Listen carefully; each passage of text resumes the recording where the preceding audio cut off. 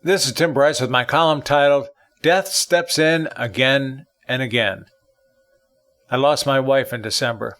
If that wasn't hard enough to bear, I also lost 6 good friends in the last 10 months, which seems a lot to me. Normally you hear of someone passing away now and then, but 6? These were not just acquaintances either, but good friends. I guess I'm coming of the age where friends pass away more steadily. It's an odd feeling, too, kind of like in Ayn Rand's book, Atlas Shrugged, whereby certain business leaders suddenly disappear from society, later to reappear secretly in John Galt's valley. Here's who I've lost. Mike Ambrose. We lost Mike just a week before my wife's passing. He was an old friend who I knew through Little League softball, where we both served as umpires and on co-ed teams in an over 40 league. Mike made a good living selling medical equipment. He was warm and generous and possessed a great sense of humor.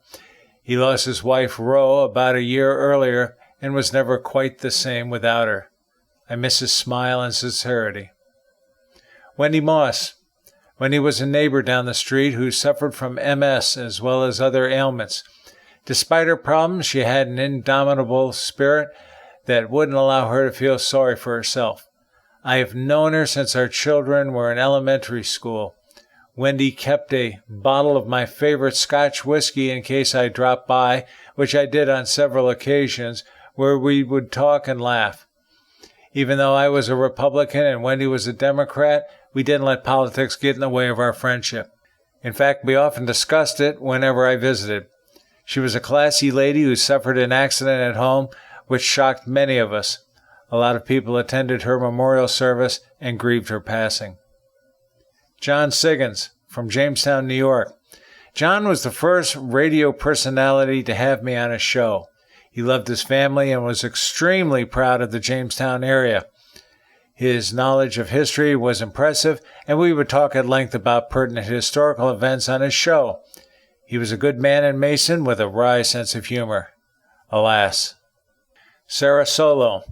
Sarah was another neighbor in our community. She was proud of her Irish ancestry, and you could hear it in her voice. I would love to listen to her talk and see the twinkle in her eyes. She was very down-to-earth and was the realtor who sold us our house years ago. Unfortunately, she suffered from a prolonged illness, which she eventually succumbed to this summer. Jerry Spitzeris, from Houston, Texas. Jerry and I were college fraternity brothers. He was a smart guy who earned a master's degree in geology and worked for the oil companies in Houston. From time to time, we would pick up the phone and call each other just to talk, particularly during the Houston hurricanes. We would laugh and talk about old times. Jerry was also an ardent Democrat, and we would tease each other about politics. In college, we played rugby, and because Jerry was relatively short, he was the hooker on our team, and I was his prop. We won a lot of scrums thanks to his size and our ability to hold him up. He always appeared to be physically fit, but was tragically struck down by an undetected heart problem. Louis Vavaleris, a local Greek restaurateur who had retired just a few months earlier. He was a wonderful man who passed shortly after Easter and amid the COVID-19 panic. Lou immigrated with his family from Greece to Chicago back in the 1960s.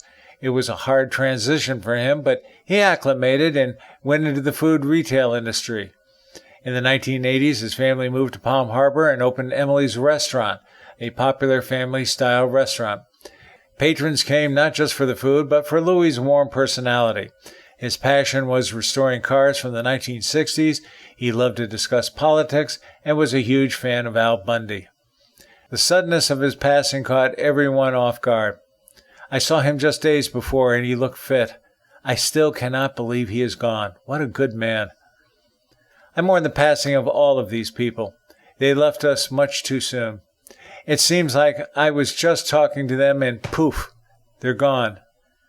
This is why we need to relish every moment with our friends and take nothing for granted. I then started to consider what they had in common, even though some lived far away. All of them were honest and hardworking. They had no problem assuming responsibility and gave of themselves generously. They all possessed inquisitive minds and a great sense of humor, and they all loved to laugh. And I guess it is this birds of a feather phenomenon I will miss. I just hope they knew how much they were loved by the people around them. I also hope they are happy in John Galt's Valley. In quello que est, which means, in heaven there is rest. Friends, keep the faith.